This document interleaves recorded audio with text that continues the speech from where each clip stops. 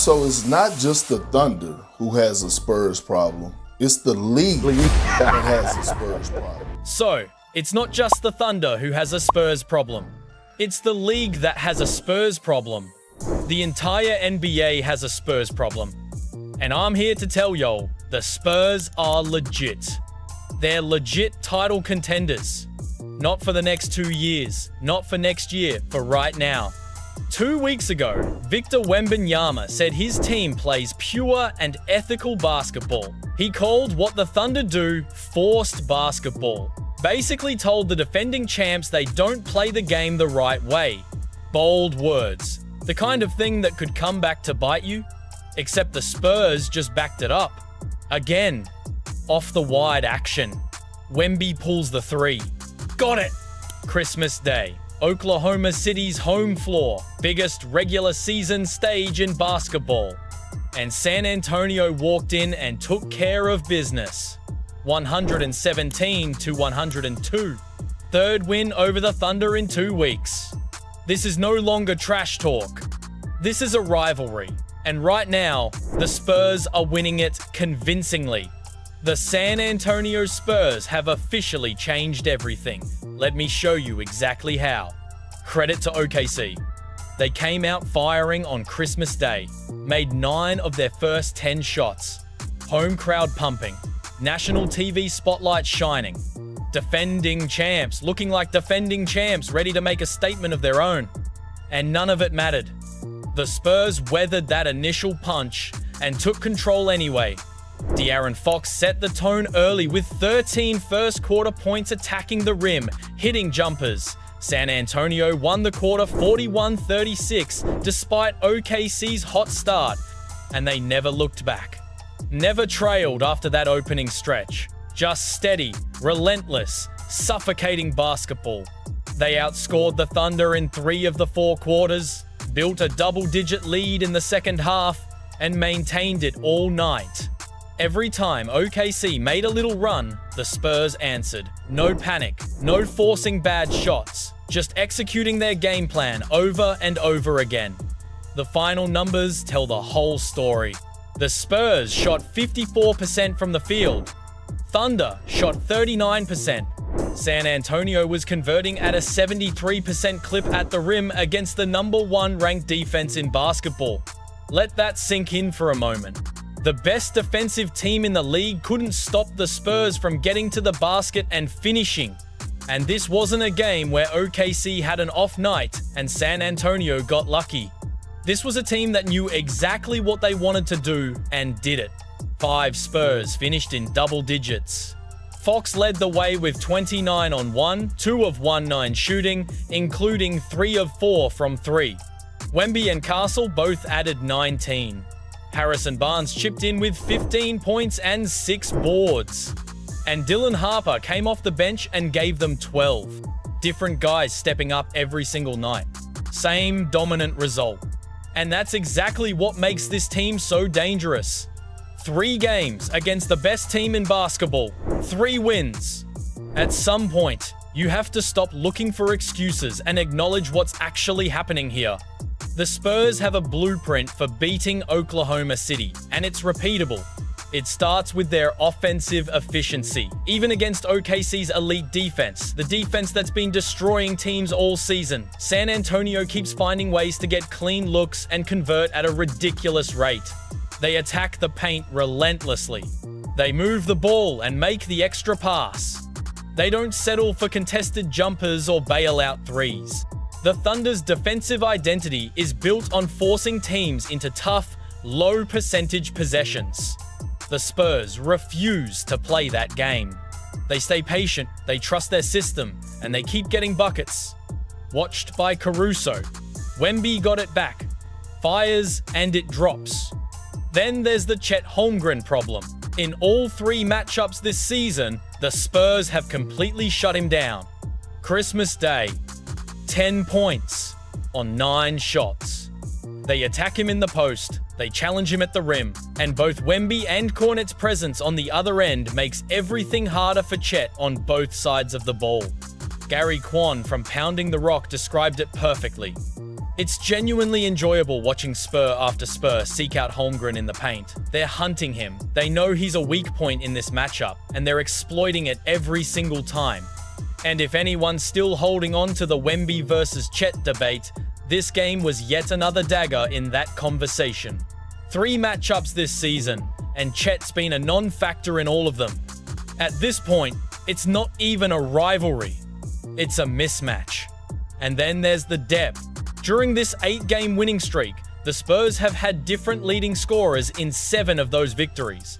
A different guy stepping up and carrying the load. You simply cannot game plan for that. You can't key on any one player and hope to slow San Antonio down. Whoever's hot that night is going to hurt you, and someone's always hot. OKC's been the model for roster construction the last couple of years. Deep, balanced, multiple guys who can contribute on any given night. But the Spurs might have just out-OKC'd OKC at their own game. Let's just call this what it is. We're watching a rivalry form in real time, right in front of our eyes. The intensity is there, the stakes are there, the matchups keep delivering memorable moments. And now, there's a genuine beef between these two teams. After the NBA Cup semi-final win a couple of weeks back, Wemby talked about his team playing pure and ethical basketball. He contrasted it with what he called forced basketball, and everyone knew exactly who he was talking about. OKC's isolation-heavy offense. SGA hunting his shots. The modern style that prioritizes individual creation over ball movement and team play. Wemby basically went on national television and said, "The Spurs play basketball the right way, and the Thunder don't." That's not subtle. That's a direct shot at the defending champs and their entire philosophy. This is a philosophical clash as much as it's a talent clash. Old school versus new school. Team basketball versus iso ball. The beautiful game versus modern isolation. And right now, old school is winning convincingly. Harrison Barnes sees exactly what's coming. After the Christmas win, he laid it out clearly. We're on a collision course with this team.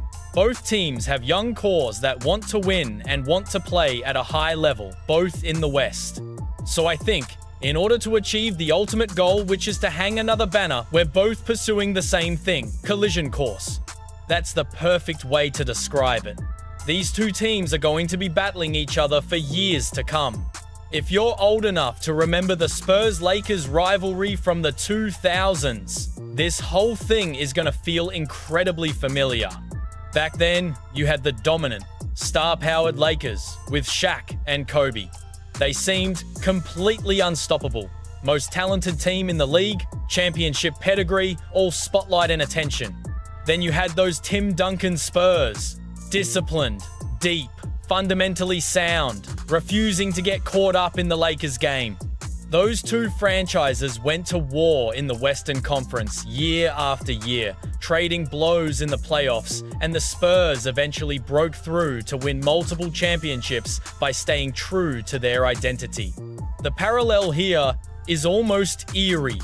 OKC is the new super team, best record in the league, defending champions, built around a transcendent individual talent in Shai Gilgeous-Alexander.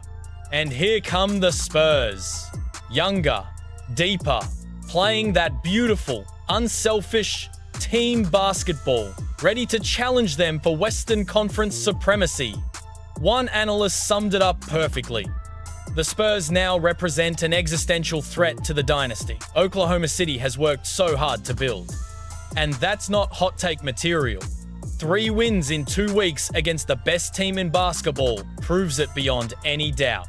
The Spurs own OKC right now, and that has to be absolutely terrifying for Thunder fans who thought this season was going to be a coronation.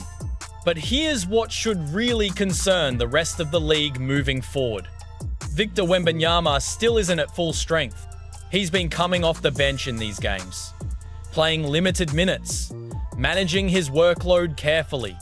And the Spurs are still doing this, still beating the best team in basketball, still rolling off 8-game winning streaks, still looking like genuine title contenders without their best player operating at 100%. On Christmas Day, Wemby put up 19 points and 11 rebounds in another bench role. Solid numbers, impactful performance, but nowhere near what he's capable of when he's fully unleashed and hunting. The Spurs don't need him to go nuclear to beat elite teams. They just need him to be Wemby, anchor the defense, make winning plays, and warp the entire game with his presence and gravity.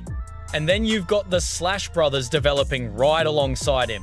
Castle's making a massive second-year leap, nearly 19-7 on the season. And Harper is consistently showing poise and making big plays in big moments.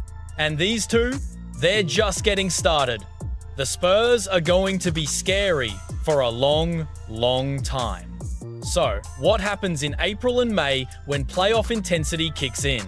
What happens when Wemby is back, playing 30-plus minutes every night and actively hunting 30-point games? What happens when this already dominant team gets their generational superstar operating at peak performance? The Spurs are winning right now without their best player going full throttle. That's what depth looks like. That's what balance looks like.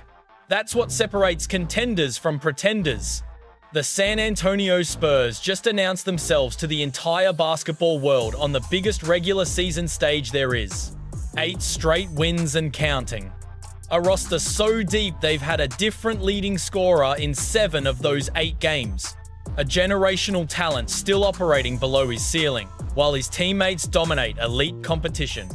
Anyway you slice it, this is no longer a cute story about a young team exceeding expectations.